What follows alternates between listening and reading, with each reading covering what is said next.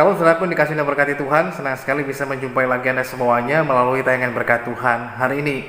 Saudara yang dikasih dan diberkati Tuhan, tentu ketika kita mendengar kata label, itu sesuatu yang tidak asing buat kita, terutama pada saat kita berbelanja, entah itu di supermarket ataupun di swalayan. Tentunya kita akan menjumpai label. Label itu biasanya disematkan atau ditempelkan pada sebuah produk, dan itu akan memberikan sebuah keterangan kepada kita.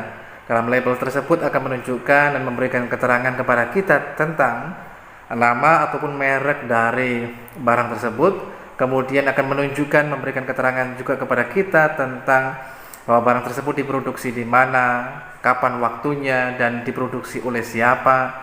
Dan kemudian juga menunjukkan tentang tujuannya. Dan yang paling penting, label tersebut menunjukkan tentang harganya. Saudara dikasihi Tuhan, hanya persoalannya kemudian seringkali hal ini terbawa dalam kehidupan kita sehari-hari. Sehingga bisa saja entah kita yang melabeli orang lain ataupun orang lain memberikan label kepada kita. Entah itu berupa sesuatu hal yang mungkin mengatakan kepada kita, oh, berhasil, ini orang yang gagal, ini orang yang sukses, ini orang yang tidak sukses, ini orang yang hebat, ini orang yang tidak hebat, dan lain sebagainya. Hari ini kita mau belajar tentang hal ini, saudara dikasih Tuhan. Dari 1 Samuel pasal yang ke-17 ayat yang ke-32, dari Daud kita akan belajar ada beberapa hal yang penting.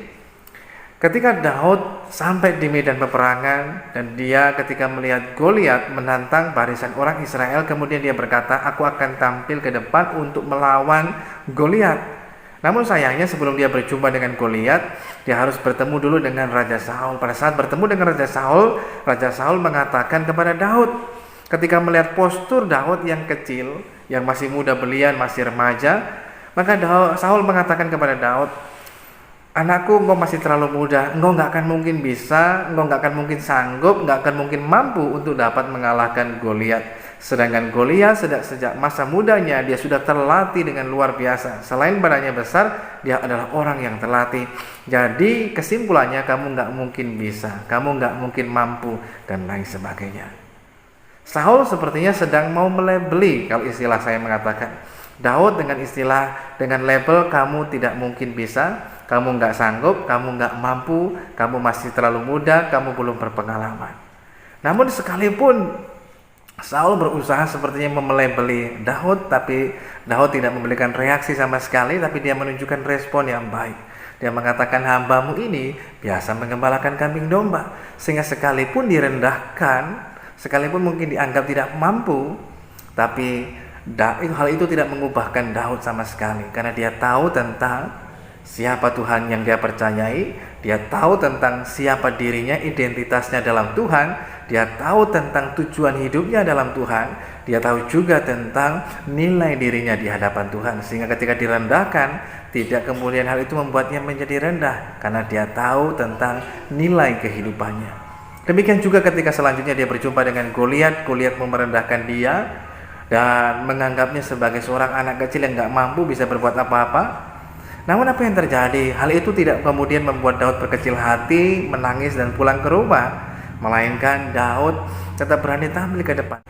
Sebaliknya juga ketika dia dipuji-puji dan ditinggikan setelah mengalahkan Goliat oleh karena pertolongan Tuhan, itu tidak membuatnya menjadi sombong. Dia tahu tentang tujuan kehidupannya, bahwa tujuan kemenangannya adalah agar Tuhan dipermuliakan, agar bangsanya terus percaya kepada Tuhan.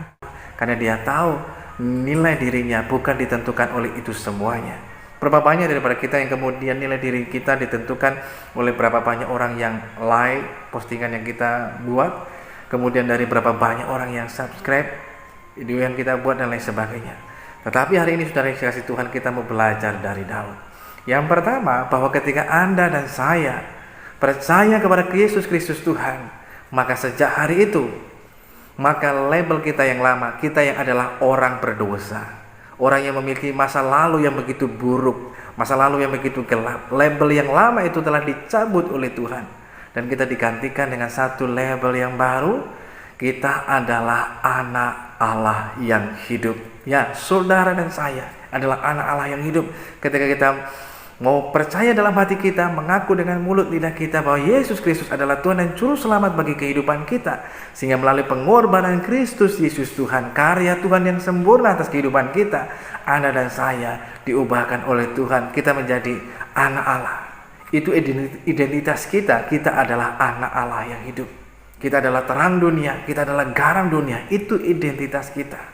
Jangan mau ditukar lagi dengan hal yang lainnya. Sekalipun mungkin orang mau berpendapat apapun, berkomentar apapun tentang kita, mau merendahkan kita, tapi jangan pernah hal itu kemudian membuat kita menjadi rendah. Sebaliknya ketika orang puji-puji, jangan membuat kita menjadi orang yang angkuh dan sombong.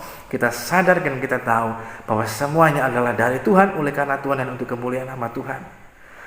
Dan kita juga harus mengerti juga tentang tujuan kehidupan kita, bahwa Anda dan saya diciptakan menjadi ciptaan yang baru dalam Kristus Yesus Tuhan, untuk melakukan pekerjaan-pekerjaan baik untuk kemuliaan bagi nama Tuhan dan menjadi berkat buat banyak orang.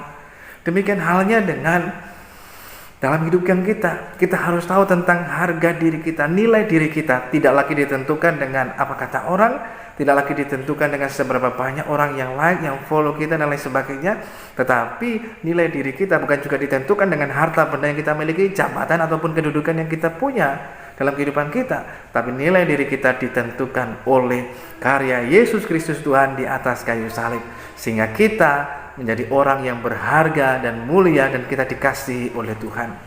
Jangan kita menggantikannya dengan hal yang lain. Jangan kita mengejar sesuatu yang tidak perlu kita kejar, termasuk dengan nilai hidup di dunia ini. Rasa berharga kita adalah karena kasih Kristus atas kehidupan Anda dan saya, bukan tentang pencapaian-pencapaian kita, keberhasilan-keberhasilan kita.